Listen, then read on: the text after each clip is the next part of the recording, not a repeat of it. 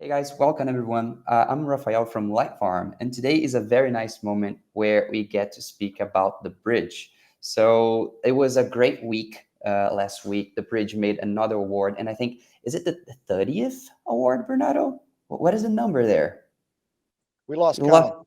lost count. It's amazing. It's such a nice project from end to end where we could really get a nice story and graphics that power that. And today we're here to chat with Andrea, Amy, and Bernardo, who are the makers of the bridge. And we're having this nice little chat about what we do here. So Amy is a creator, Andrea is a dreamer, and Bernardo is a maker. Those are their titles at Klick. And this is really cool because regardless of being creative directors, we're connecting to what we like doing the most and how we put work forward. So super cool. Did I introduce you guys right? Mhm. Yeah, it was good. Nice. So, guys, here the idea is that we'll have a quick chat about how the idea came to be and how you guys thought this. And I got a few questions for you. And afterwards, we'll talk more about the process itself. So, how did we interact with the studio? How they came with the solutions to make it actually happen? All right. So, to start off, I think I'd love to ask this one. And I thought the questions were really good. Congrats, Light Farm team. You Yeah. guys are doing very good work. So, guys, The Bridge is a very nice story. It's powerful. And I'd love to hear uh, was it this type of idea that cooked for a while? You guys were just waiting for the moment to make it happen? Or did it strike like lightning and you guys decided to look for means to do it? How did that shape up for you? Uh, so the story actually found me like almost a decade ago. I had just lost my dog. Uh, so I was on the subway and I was crying and sad. Uh, and someone came to me. This guy came up to me and said, "Like, why are you crying? Are you okay?" Americans have this way of being, more empathetic than than most, you know, uh, uh, I think regions on the of the world that I've been to. That like I think nobody crying on the subway would be approached by someone, but I think Americans have this nice way to show empathy. And this guy came over and asked how I was, and I was like, "Well, I've just lost my dog." And he told me this real story about this guy that was very much depressed and very lonely, had just lost his family, and how he was thinking about taking his life. Uh, and on the way to jump off of a bridge, he found this shelter and decided to walk in, and he saw this dog it was like an overweight dog that was also depressed, had diabetes. No one would want to rescue this dog, and somehow the guy related to the dog and decided to take a chance, and he rescued that dog that nobody wanted. uh, and all of a sudden they start saving each other because the dog would wake up earlier and like, oh, let's take a walk, and then the guy would wake up earlier and walk the dog, and then they started building this relationship, and somehow they saved each other.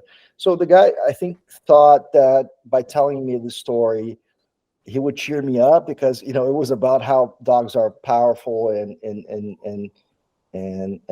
really beings that can save and change our lives. But I started crying more because the story was so beautiful. It's pretty heavy. It's heavy, but also hopeful in a way, right? Because you start realizing how much is a situation where it's a win-win situation. That it's a mutually beneficial situation, and yeah. So from that moment, did you just feel like, hey, we have to turn this into a story? We have to tell that to more people? Or no? Was it something that afterwards, when you needed a story, you're like, hey, I think I have something? Yeah, so like that stuck with me, and then years later, I've been lucky enough to have been working with these two, Amy and Andrea. They're the best in the business, by miles. And you know, and after a while, Amy told me about an opportunity that she would want us to consider, which is an entity called PAWS New York, which she had a friend working for it, that was a very different way of approaching animal health and mental health, which is an entity that takes care of dogs of people that are in you know in conditions of recovering from an addiction, or trying to get over a big trauma, or going through tough financial situations. And that story came up, and I thought to myself, oh my god, I think there's a perfect story for this. Nice. So Amy, tell us that. Like, so you started to connecting the dots, right? Yeah, so PAWS New York, yeah, it's an amazing organization that Bernardo just mentioned. So they're nonprofit. They are New York City based. They provide services to vulnerable New Yorkers who need support caring for their pets, whether it's because of a physical or financial obstacle. They support older adults or individuals living with illness or disability. So it's this perfect sort of merging of animal health and human health. And that to us felt like a really important topic that we should, delve into. So when Bernardo mentioned the story that really deals with both mental health, a man who's sort of struggling with depression and loneliness, and this dog who was abandoned, left on the streets of New York City, and how their bond ultimately saved each other. PAWS New York was the perfect client for it. So it all sort of came together really beautifully. And so we were so grateful for Bernardo's personal story and the relationship we had with this amazing nonprofit organization. Very cool. I think the more authorial, the more original sometimes, right? Because it's your own experience. And Andrea, one question for you. Yeah. Did it strike you guys on doing animation at first? Or like, did you consider different medias? How was that choice of making animation out of it? Yeah, absolutely. I think, when we started connecting the dots, and this is a story about a pet and someone, struggling with their mental health, we landed on animation being the best solution, purely, because of the way that it can amp up the emotion. If you think about your mental health and how volatile that can be, we wanted to be able to represent that in the best way, and animation was definitely that. I think that right away we knew that what we didn't want the animation to be like. We knew that it had to be gritty. It couldn't be Pixar, Disney in any shape or form. So we started looking for interesting animation styles that brought to life mental turmoil as we kind of all feel it. So I think that was where we really drew our inspiration from, and found some interesting swipes just off of Behance. And I think that in one of the very first conversations that we had with you and the team at Lightfarm, we also brought up a Tim Burton-esque style as well, in terms of reference, just to have that semi off-putting, unsettled feeling that the animation could bring to the story and help push that narrative. It is so flexible, right? I think it can bend animation and then make it work to hit so many different concepts. When you're talking about the expressions and how animation can connect emotionally, something I get to think of is a funny example of the Lion King, right? So the original 2D animation, it's so expressive. I don't know a lot of people who don't cry many times on the sad scenes. And of course, you get to see the remake that was another amazing movie, but in the CGI, so realistic. And I think it's also truly amazing on how that impacts you. But for characters themselves, like when they're moving their mouths and they're more like animals, it's really hard to connect because I think people like people, right? I think we Mhm. really connect of how faces change, and truly animation gets us to use that in our favor. Plus, the style gets all of that background that we want to talk about as mental health and these other concepts. So it's a nice bind. Super cool. And throughout, guys, did you get to hear people relating to the story? Because I wonder, after so many awards and it's on the streets for some time now, did you guys get people getting back to you with stories where they related, or did how was the reaction of people around you and the creatives too? Yeah, I mean, we've absolutely received so much positive feedback, from the industry, award recognition, but definitely some of the most powerful feedback we've received are from just people who have seen the film and related to it.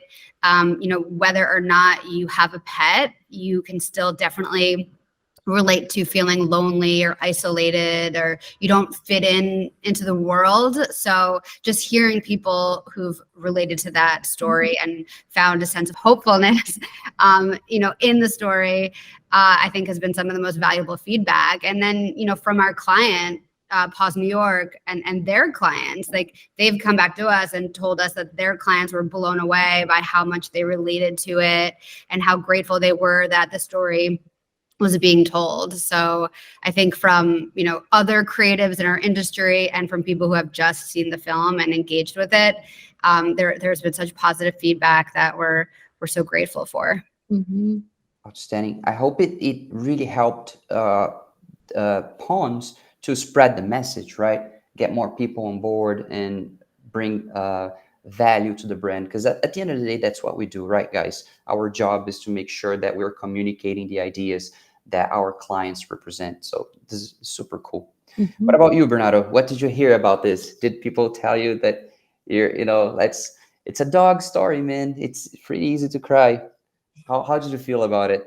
Yeah, no, going back to what Amy said was amazing to hear from Rachel, the founder, and uh, she was so happy with the metrics, real metrics, like donations skyrocketed, more people donating their time to the cause, and so they had so much a gain from that story, and that's again the power of beautifully craft storytelling, right?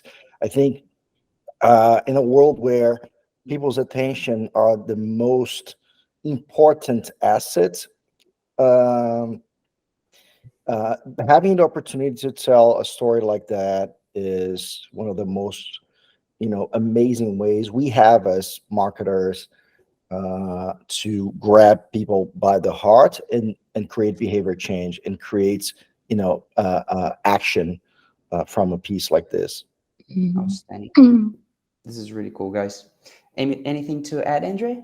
Yeah, I mean, I think that some additionally humbling experiences that we've had in terms of industry peers.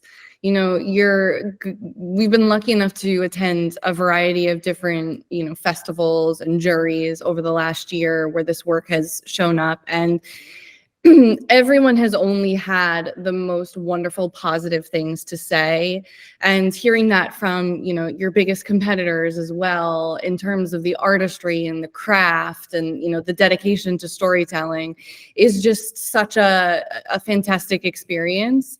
We've even heard that there are teams that are using this now as like the benchmark for greatness, and I think that that's amazing, because as creatives, this is what we want to do, right? Continue to raise the bar and set standards for everyone in the industry to reach towards. So that's great too. This is amazing. It's super cool for me to hear this. And I want to bring that afterwards, in the sense that the creative benchmark and why it was successful from a production design point of view. But let's save that for where we talk about production. I have a good question here about licensing Lou Reed. Like, how did that work? I feel like this also plays a big part in the fact that we could use a whole track and tell the story throughout. I'm getting goosebumps now. It's so cool. So how was that to merge with production? Like how difficult it was? How was also to choose the track? I'd love to hear a little more from your insights on how we ended up bringing Lou Reed on this production. Yeah, so this is a really fun story, I think, in terms of creating this film. When we originally sat down to think about music, I think that we all were talking about a Smashing Pumpkins track, right? And if you think about the Smashing Pumpkins, they have a very distinct sound to them. So this is in our minds. And working with our partners at Jamuchi, I think James mentioned, oh, you guys should put it to this Lou Reed song. Let me play it for you. Let me play it for you. And he plays it just separate from the film. And I think our initial reaction was like, oh my God, definitely not. Like, that is not going to work. Well, this is crazy. No, we think that it could be this Smashing Pumpkins thing. Let's try it with that. And James came back to us and said, I think we need to just stitch them together. So we had the sounds put to the animation. And then once we saw it, we could never unsee it. And it was literally the perfect match. So that was the first part of this process. And then I think to secure the rights took a very, very long time. And our production team at Klick worked very, very diligently, back and forth and back and forth. Over months to secure the rights for the song. I think that we even it got to be one point where they said, yes, you can use the track, but we can't edit it at all. So you had to play the song from beginning to end without any edits to it, which then posed a beautiful problem to solve. And I think that that's when we added the upfront section. So the voicemail was not part of the original storyline. And I think that kind of came to be a very beautiful, happy accident in the production process. So yeah, it was a lot of accidents that turned out to be, wonderful additions to the overall film. Amazing. What I love about it, guys, is that I think just because it's a well-recognized song also catches you, like, you're like, oh my God, it's Lou Reed playing here, and I want to see this through. And the way he merged was super nice. Would you guys like to add anything else about this process? Like, did you guys gotten many points where like, oh my God, something might go wrong, or how did I go? Yeah, and just to build on what Andrea said, me, Andrea, and Amy, we've been working together for a long, long time, and we have something between us that we talk to teams a lot about it. We never trust vendors.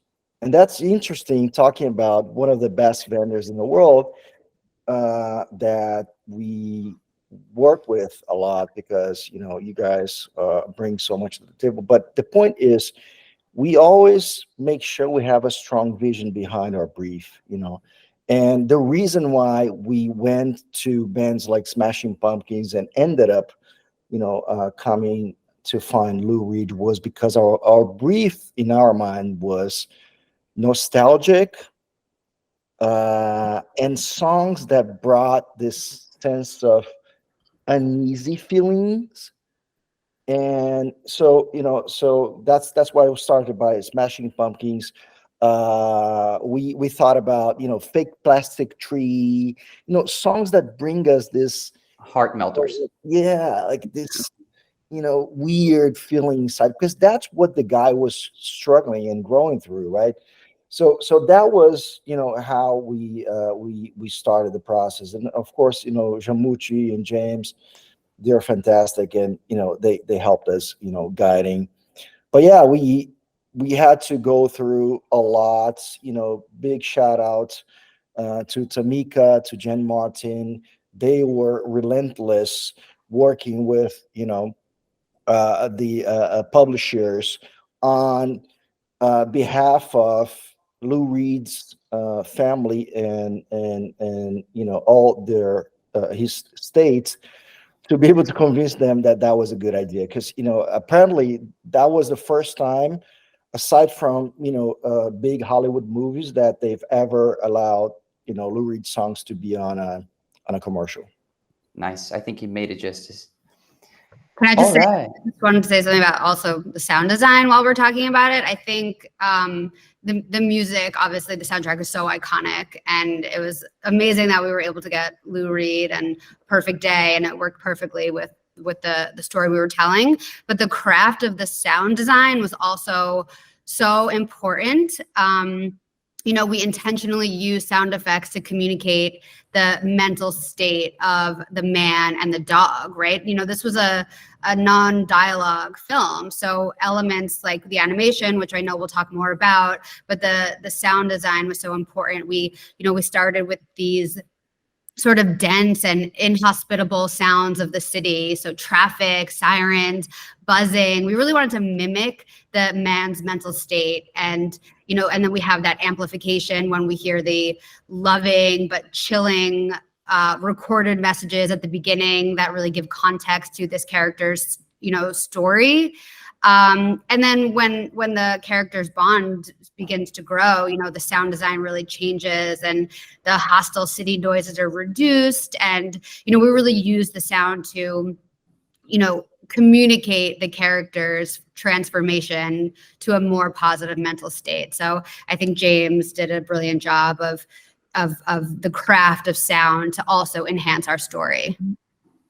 Amazing, guys. This is so cool. Like hearing all of your inputs on, the things that you cherry picked or, decided to give attention to, in the end, just come together and make this strong impression. So this is really cool to hear how you guys came to conceive the idea, right? Super cool.